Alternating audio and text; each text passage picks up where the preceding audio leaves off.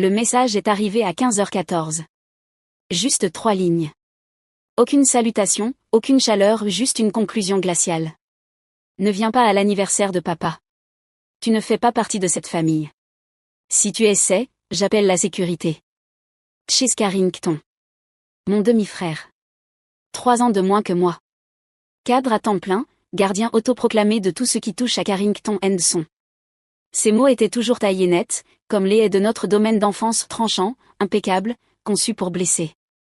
Je suis resté à fixer l'écran plus longtemps que nécessaire, comme si un autre message allait apparaître en dessous. Quelque chose de plus doux. Quelque chose qui dirait qu'il ne le pensait pas vraiment. Mais rien n'est venu. Une seconde vibration fit de nouveau s'allumer l'écran. M'a dit, s'il te plaît, comprends. Ce soir est crucial pour les relations professionnelles de ton père. Ne rends pas les choses plus difficiles qu'elles ne le sont. Diane Carrington. Ma belle-mère. Elle a toujours su déguiser la cruauté en faveur. S'il te plaît, comprends. Comme si je n'avais pas passé des années à essayer. Je posai lentement le téléphone, le laissant reposer au bord de mon bureau, à côté d'une boussole en argent terni, celle de ma mère. Elle me l'avait donnée le jour de mon départ pour le MIT. Au dos, les mots brillaient encore sous le métal usé. Ne suis jamais les cartes. Trace ton propre chemin. Je n'avais pas vu Leonard Carrington, mon père, depuis près de 5 ans. Pas depuis le jour où il avait qualifié mes brevets d'ingénierie de « passe-temps mignon ». Pas depuis qu'il m'avait dit que je salissais le nom de la famille. Et maintenant, il fêtait ses 60 ans. Une soirée mondaine dans un country club. Des investisseurs, des politiciens et apparemment, pas de place pour sa fille unique. Du moins, pas pour celle qui avait cessé d'être utile. Je me laissai aller contre le dossier de ma chaise, les yeux glissant vers la couverture encadrée du magazine Wired accroché de l'autre côté de la pièce. Mélinquin, la force silencieuse derrière Volterra Battery System. Ils ne savaient pas. Aucun d'eux ne savait. Que signifie le fait que votre famille traite votre absence comme un soulagement, et votre présence comme une menace? La boussole vibra légèrement lorsque le soleil se déplaça derrière la fenêtre. Je connaissais déjà ma réponse. 5 ans. C'est le temps qu'il s'était écoulé depuis que j'avais quitté la tour vitrée de Carrington Automotive avec pour seul bien un sac en bandoulière et la boussole de ma mère. Je me souviens parfaitement de la conversation, pas parce qu'elle avait été bruyante, mais parce qu'elle avait été silencieuse de la pire façon. Les batteries électriques sont une impasse, avait dit mon père en feuilletant les croquis que j'avais imprimés. Nous fabriquons des moteurs. De vrais moteurs. Pas des jouets pour hippies. Il n'avait pas haussé la voix. Il ne m'avait même pas regardé. Il avait simplement repoussé les feuilles, comme on chasse des peluches sur une manche. J'avais 26 ans, tout juste diplômé d'un double cursus au MIT. Ma thèse avait été citée par 3 groupes de réflexion sur les véhicules électriques. Mais dans ce bureau, dans cette pièce, je n'étais qu'une fille avec des schémas adorables. Et Diane? Elle se tenait à côté de lui. Bras croisés. Visage impénétrable. Cette entreprise a un avenir, m'a dit. Mais pas si on le gaspille dans des expériences de science. Ce fut la dernière réunion que j'ai jamais eue dans ce bâtiment. Ils m'ont proposé un poste de vice-présidente. Bureau d'angle, tous les avantages, même une place de parking à mon nom. J'ai refusé poliment. Puis j'ai disparu. Pas pour faire un caprice. Pas pour me rebeller. Mais pour construire. Volterra Technologies est né dans le coin d'un laboratoire partagé au Green Tech Park. J'ai dormi dans ma voiture plus souvent que je ne peux le compter. Je me suis nourri de distributeurs automatiques. J'ai appris à souder entre 2 lettres de refus de bourse et des crises d'angoisse nocturne. Les gens croient que créer quelque chose de nouveau, c'est glamour.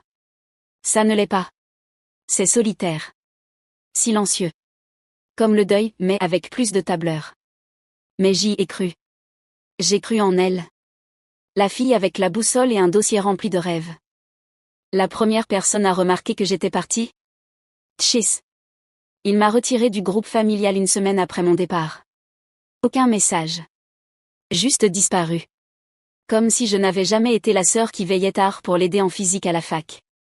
Celle qui le couvrait quand il avait raté la thermo et ne voulait pas que notre père le sache. Je ne lui en ai même pas voulu. Il protégeait son avenir. Le fil en or. Le vrai héritier Carrington. Et moi? J'ai pris le nom de jeune fille de ma mère, et je suis devenue quelqu'un d'autre.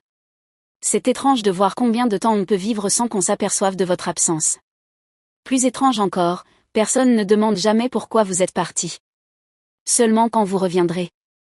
Mais je ne revenais pas. Pas pour eux. Seulement pour la vérité.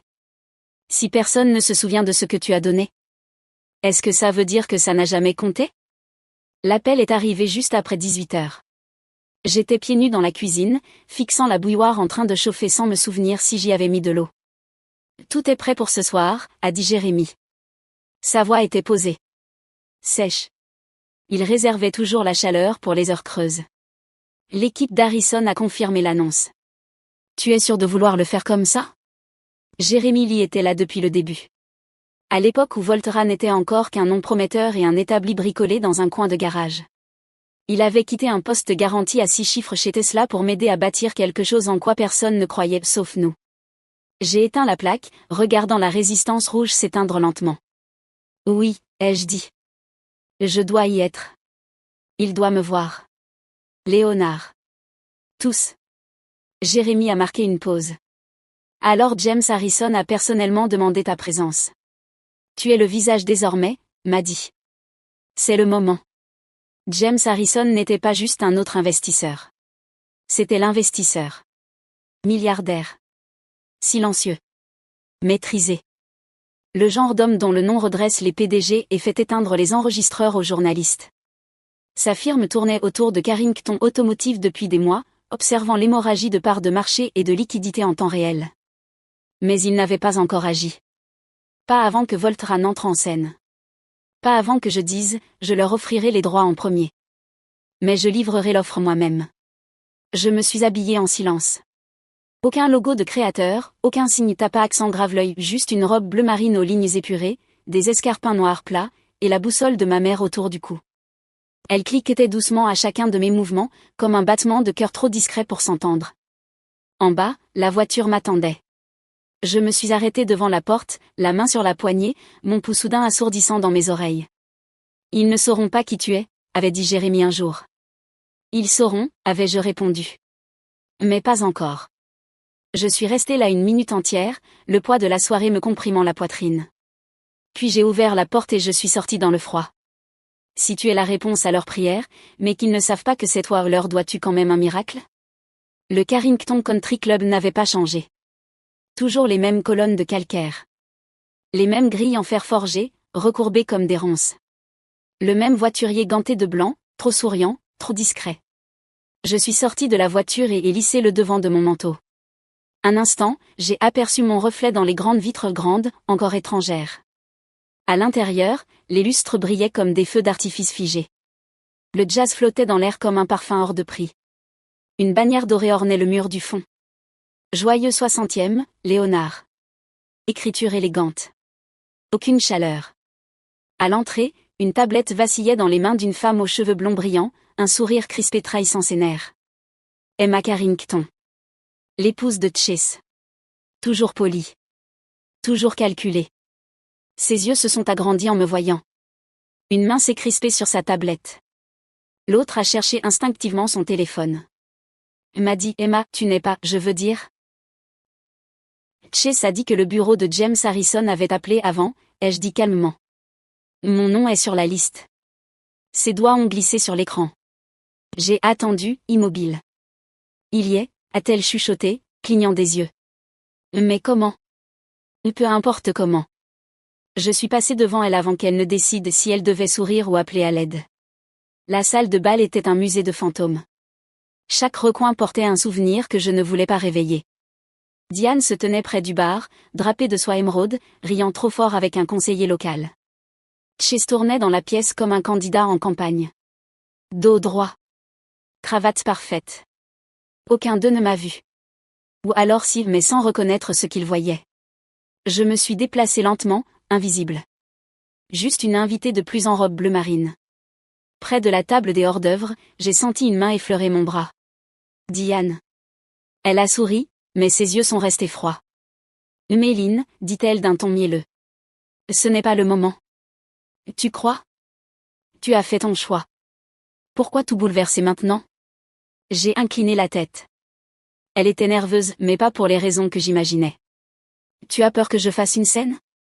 J'ai peur que tu aies raison, dit-elle plus bas. Et qu'il ne sache pas quoi en faire. Avant que je ne puisse répondre, la pièce a changé, un frémissement subtil. Les conversations se sont estompées, les têtes se sont tournées vers l'entrée. James Harrison venait d'arriver. L'homme le plus puissant de la pièce, costume gris, ligne nette, aucun sourire. Et derrière lui, le silence marchait comme une ombre. Que se passe-t-il quand celle qu'on a rejetée revient? Avec celui qu'il convoite? James Harrison traversait la pièce comme une marée à laquelle personne ne pouvait résister. Il ne parla pas tout de suite. Il n'en avait pas besoin. Les gens s'écartaient instinctivement, politiciens, dirigeants, membres du conseil d'administration, comme si quelque chose de sacré venait d'entrer, et que personne ne voulait être celui qui en bloquerait le passage. Mon père, Leonard Carrington, s'avança le premier, la main tendue, le sourire large et aveuglant. James. Quel honneur. Nous avons tous hâte d'entendre la grande annonce ce soir. James lui serra brièvement la main. Courtois. Maîtrisé. Sacrée affluence, Léonard, dit-il. Mais à vrai dire, je suis ici pour rencontrer quelqu'un. Il laissa la phrase flotter dans l'air comme une volute de fumée. Puis son regard balaya la salle une fois, deux fois, avant de se poser directement sur moi. La voilà. Sa voix s'éleva juste assez pour porter. Tous les regards se tournèrent. Chaque souffle fut suspendu. Et le moment se brisa. Il traversa la salle vers moi, lentement, délibérément. Le sourire de mon père vacilla. Le visage de Diane se figea. Chase se pétrifia à côté d'un plateau de champagne. Mademoiselle Quin, dit James en tendant la main vers moi. Ou devrais-je dire Mademoiselle Carrington? Le silence se fissura. Il n'explosa pas. Il craqua, comme une couche de glace sous trop de pression. Quelqu'un laissa échapper un souffle. Quelque part, un verre glissa et se brisa sur le marbre. Mon père se tourna, le visage perdu. Je ne comprends pas, parvint-il à dire. Vous la connaissez? James eut un léger rire. Léonard, votre fille est la raison pour laquelle nous sommes tous réunis ici ce soir. Vous ne le saviez vraiment pas? Il se tourna légèrement, s'adressant à l'assemblée. Mesdames et messieurs, permettez-moi de vous présenter officiellement la fondatrice et PDG de Volterra Technologies, Méline Carrington. Personne ne bougea. Pas même moi. Vous avez poursuivi Volterra pendant des mois, dis-je doucement en avançant d'un pas. Réunion après réunion. Proposition après proposition. Et pourtant, je regardais mon père. Pour la première fois, vraiment. Jamais vous n'avez imaginé que la personne que vous étiez si désespéré de rencontrer était celle à qui vous aviez dit d'arrêter de perdre son temps avec des batteries. C'est impossible, lança Chase, la voix brisée. Tu n'as rien fait depuis ton départ. Rien. Je penchai la tête. Ce rien alimente actuellement 4 des 5 principaux constructeurs de véhicules électriques en Amérique du Nord. Ce rien vaut 3,8 milliards de dollars. Léonard chancela légèrement, cherchant appui sur le dossier d'une chaise. Les brevets, la technologie. C'était toi. J'acquiesçai. Et pour la première fois, je le vis, la reconnaissance tentant de devancer l'incrédulité. Vous avez élevé la fille qui a reconstruit l'industrie, dit simplement James. Vous ne la regardiez juste pas. Diane fit un pas en avant, la voix tranchante de panique. Léonard, tu ne peux pas la laisser prendre le contrôle, tout ce que nous avons construit. Tu parles de l'entreprise qui s'accroche encore au moteur à combustion dans un marché qui passe à l'électrique? L'interrompis-je. L'entreprise dont les profits chutent depuis 3 trimestres? Cette entreprise-là? Ma voix ne s'éleva pas. Elle n'en avait pas besoin. Parce que je n'étais pas en colère. J'étais inattaquable. James sortit une fine chemise cartonnée de son porte-documents. Comme convenu, Volterra Technologies va acquérir 58% des parts de contrôle de Carrington Automotive. Mademoiselle Carrington assumera les fonctions de PDG avec effet immédiat. Les murmures commencèrent doucement, puis s'étendirent comme une onde. Chase devint rouge. Le visage de Diane pâlit. Et mon père, il ne dit rien. Il resta figé. Que dit-on quand la fille que l'on a reniée devient la seule raison pour laquelle votre nom pourrait survivre? Mon père n'avait toujours pas prononcé un mot. Sa main flottait au-dessus de la chemise que James avait posée sur la table basse, les doigts effleurant le bord comme s'il craignait de se brûler en la touchant. Je le regardais parcourir la couverture du regard. Observez le logo de Volterra, mon logo imprimé en bleu marine austère. Un nom qu'il n'avait jamais prononcé, lié à une fille qu'il n'avait jamais vraiment vue. Maddie, dit-il enfin, la voix fine comme du papier. Pourquoi tu ne m'as jamais rien dit? Je souris. Doucement. Mais sans épargner. Je l'ai fait. Un silence. Il y a 5 ans, dans ton bureau. Je t'ai apporté des croquis, des projections, un prototype fonctionnel. Tu les as traités de gaminerie. Tu m'as dit de grandir et d'apprendre le vrai business. Il baissa les yeux. Pas de réfutation. Juste le silence. Chase s'interposa, les poings serrés, la voix s'élevant. Papa, tu ne peux pas la laisser faire ça. Elle est partie. Elle a renoncé à sa place. Elle ne mérite pas. Tais-toi, Chase. Les mots tombèrent net. Même Diane cligna des yeux. Mais arrête. Juste, arrête. La voix de mon père se raffermit, plus grave. Tu as eu toutes les opportunités. Et tu n'as pas fait ce qu'elle a fait. Il se tourna de nouveau vers moi, mais je soutins son regard avec fermeté. Il n'a jamais été question de mérite, dis-je. Il a toujours été question de savoir qui pouvait sauver ce qui reste.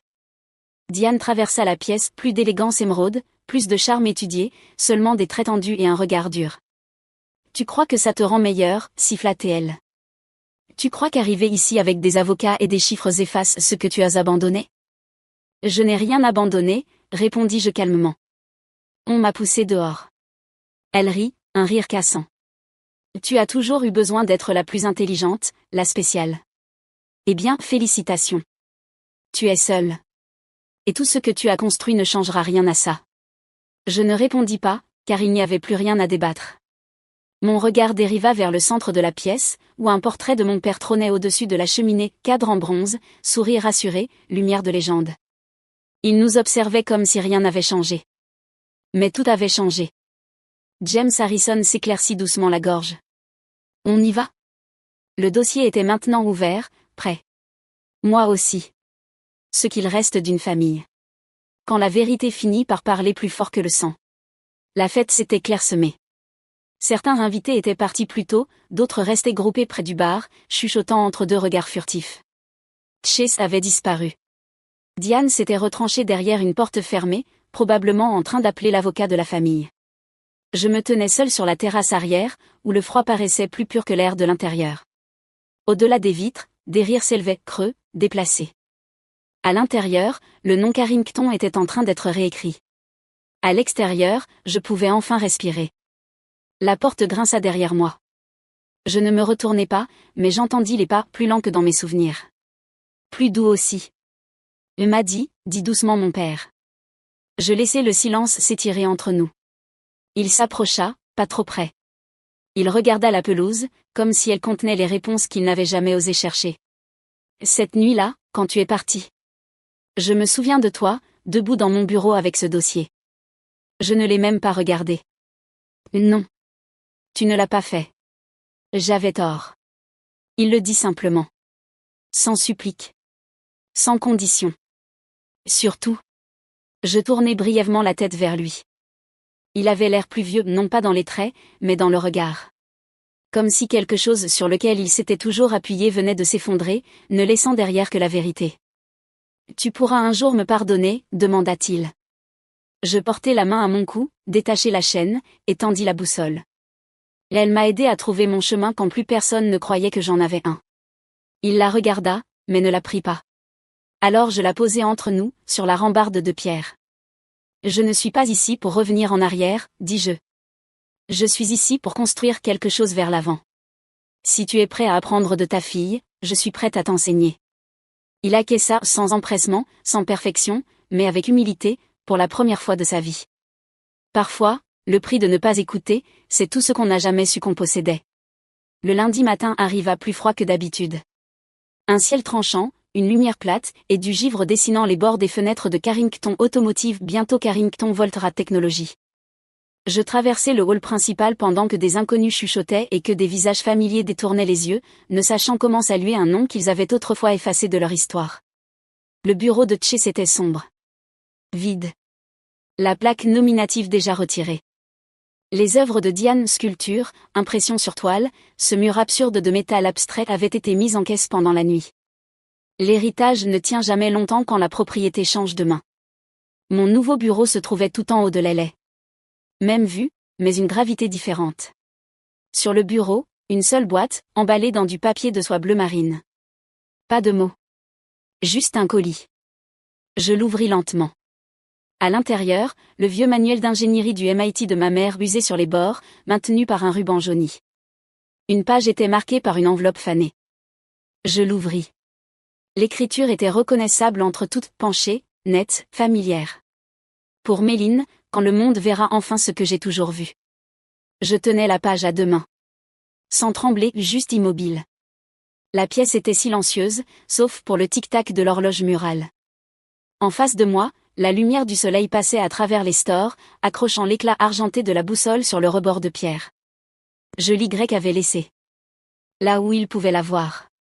Là où il pouvait décider quoi en faire. Je regardais la ville que j'avais jadis quittée non plus comme une fille, non plus comme un fantôme, mais comme l'architecte de quelque chose de nouveau. Et je n'avais plus besoin d'expliquer ça à qui que ce soit. On m'avait demandé pourquoi j'étais partie. Personne n'avait jamais demandé ce que j'avais construit.